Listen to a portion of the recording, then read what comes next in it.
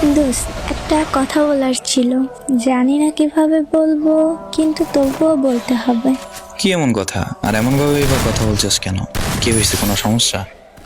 কোনো সমস্যা না, আবার সমস্যাও। জানি না ব্যাপারটা কেমন হিসেবে নিবি, কিন্তু দোস্ত, তুই তো আমারে অনেক ভালো বুঝিস, তাই না? ঘুরানো পেঁচানো কথা আমার একদম পছন্দ না। সোজা বল, কি হয়েছে? তুই তো জানোস আমি একটা রিলেশন করি। হ্যাঁ, এখন তো কি হয়েছে? আমার বিএফ চায় আমি যেন তোর সাথে কথা না বলি। ওর নাকি অনেক খারাপ লাগে তোর সাথে কথা বললে। ও তোরে সহ্যই করতে পারে না। এসব বলার মানে আছে? যাই হোক, তুই কি চাস? আমি আপাতত তোর সাথে কথা বলতে চাই না। তোরে নিয়ে আমাদের রিলেশনে অনেক প্রবলেম হয়, প্রতিদিনই ঝগড়া হয়, যেগুলো খুবই সমস্যার। এতদিন বলতে চাই নাই, কিন্তু এখন আর না পেরে এসব বলতে হচ্ছে। জানি না তুই কিভাবে ব্যাপারটা নিবি, কিন্তু দোস্ত, তুই আমার বেস্ট ফ্রেন্ড ছিলি অ্যান্ড থাকবি। দেখ, প্রথম কথা হলো আমাদের ফ্রেন্ডশিপটা প্রায় 2-2.5 বছরের। এখন হয়তো তোর নতুন বয়ফ্রেন্ড আসছে, যার কারণে তুই আমাদের ফ্রেন্ডশিপটার মূল্য বুঝতেছিস না। কিন্তু হ্যাঁ, এটা ভাইবা নিস, বয়ফ্রেন্ড কখনোই ফ্রেন্ড কিংবা বেস্ট ফ্রেন্ডের জায়গায় আসতে পারে না। আমি সবসময় তোর পাশে থাকার চেষ্টা করতাম এবং তোর মন ভালো হওয়ার কারণ হতাম। আর বাকি রইল কারোর সমস্যা। দোস্ত, আমার নিয়ে কারো লাইফে কিংবা কোথাও সমস্যা হলে, সেটা যে কোনো স্থান হোক, আমি আর সেখানে থাকি না। যেহেতু তোদের দুজনের মধ্যে আমি একটা সমস্যা, সেহেতু আমিও তোদের ওই অসুবিধা কিংবা সমস্যা হয়ে থাকতে চাই না। দোস্ত, তুই হয়তো রাগ করছিস, কিন্তু দোস্ত, লাইফ পার্টনার হিসেবে একজনকে খুঁজে নিতেই হয়।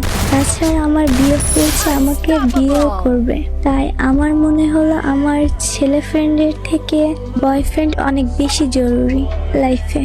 আমি চেয়েছি আমার ফ্রেন্ড এবং বিএফ যেন আমার লাইফে জড়িত থাকে, কিন্তু আমার বিএফ চায় না আমার কোনো ছেলে ফ্রেন্ড থাকুক। এখন তুই বল কি করব?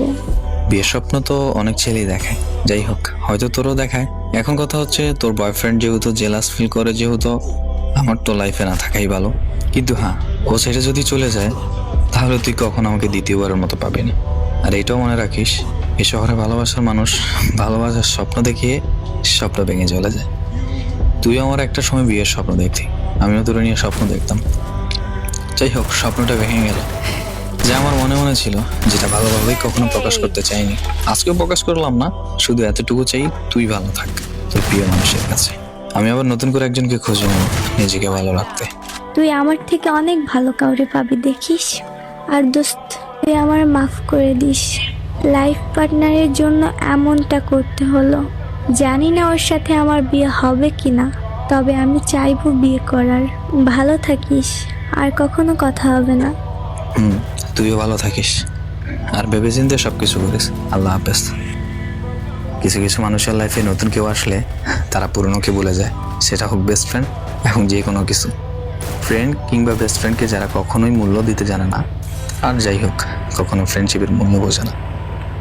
এবং 5 মাস পর মেয়েটা আমাকে আবার মেসেজ করলো এবং কি বললো, সেটা আমরা দ্বিতীয় পার্টে দেওয়ার চেষ্টা করবো ইনশাআল্লাহ।